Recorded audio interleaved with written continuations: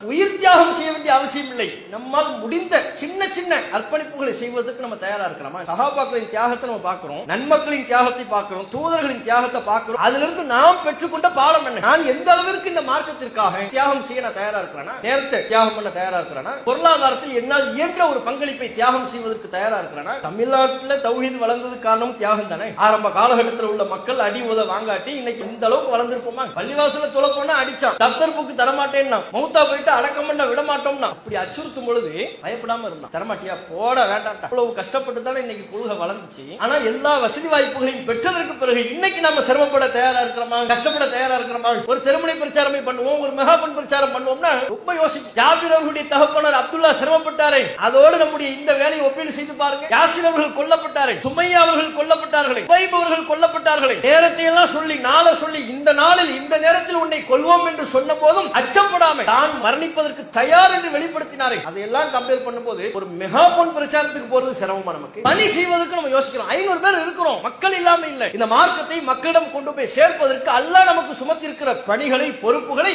விளங்காம இருக்கும். அல்லாஹ்வின் தூதருக்கு வழங்கப்பட்ட இந்த பொறுப்பை அல்லாஹ்வின் தூதர் நமக்கு இந்த பொறுப்பை சுமத்தி விட்டு சென்றிருக்கிறார்கள். நாள் முழுக்க இதுலயே கிடக்கணுங்கிற அவசியம் வாரத்துல ஒரு 2 நாள் தனிநபர் தாவாவுக்கு போக முடியாதா? அவர்கள் சிந்திப்பதற்கு தயாராக இருக்கிறார்கள், நாம் தாவா செய்வதற்கு தயாரா இருக்கிறோம்.